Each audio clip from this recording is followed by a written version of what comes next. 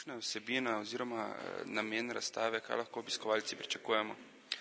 Namen stalne muzejske razstave je za neko daljše obdobje v tem segmentu tukaj predstaviti Maribor in njegovo okolico skozi čas, ampak skozi kateri čas. Nekje tam od 12. stoletja, se pravi, ko se prvič v dokumentih sploh pojavi to ime Marburg, to je današnji grad, oziroma tedanji grad na piramidi, se pravi čujem, pa nekje do začetka 18. stoletja. Seveda razstava ni za nekatere zgodovinske pojave in pa strukture na tem prostoru. Vsega ne moremo, prvič zaradi prostora, drugič zato, ker smo tudi omejeni z ohranjenostjo materialne dediščine, torej predmetom. Muzej pa vendar inštitucija, ki hoče nagovarjati obiskovalca z originalnimi predmeti, kolikor se to da.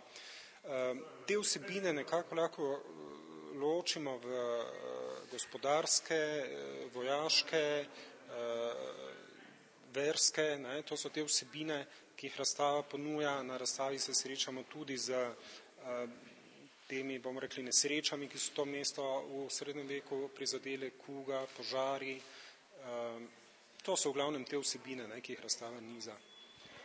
Povedali ste, da lahko v bistvu skoraj že multimedijske vsebine tukaj. Na nek način ja, simulacija požara je tak primer, potem, kar pa ta hip še res ni montirano na razstavi, je računalnik, ker bodo lahko obiskovalci gradili mestno obzidje in pa samo mesto.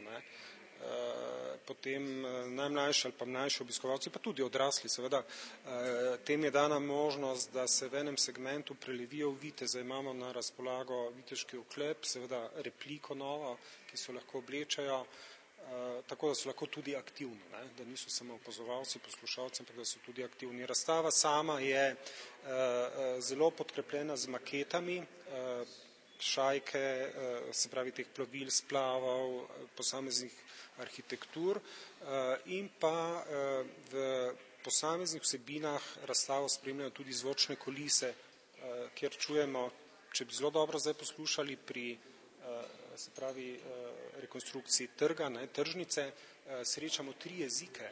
Namreč zakaj? V preteklosti so naši someščani poleg, bom rekel, Slovencev bili tudi Židje in Nemci, zato moramo slišati 3 jezike na razstavi.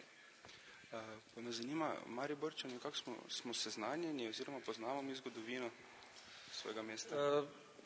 Ja, jaz mislim, da tu nismo nič posebnega, da nič bolj ali manj verjetno kot v drugih mestih. Je pa res, da velikokrat nekih zadev presenetljivo ne poznamo. Če bomo vprašali Mariborčane, odkot prihaja ime Maribor, bomo dobili stereotipne odgovore iz nemškega Marburga, pa to ni res, ampak za njih čas, da bi to razlagal. Potem, recimo, če vprašamo, kaj je upodobljeno v tem glavnem simbolu mesta, to je mestnem grbu, ki se tako rekoč 700 let v osnovi ni spremenil, bomo spet pogosto slišali odgovor, ta pravlični odgovor, da nam grb kaže grad, pa odprta vrata, ki kažejo, kako smo gostoljubni, tisti golobček gor, pa kako smo miroljubni. Spet gre za nek idiličen prikaz grba, ampak na grbu so neke vsebine. Tako da delno ja, delno pa ne. Kakšen je pa odziv na take razstave? Ja, na te razstave, na stalno muzejsko razstavo, bom rekel, glavni del naših obiskovalcev so šolarji na eni strani in pa tujci. To je glavnina obiskovalcev.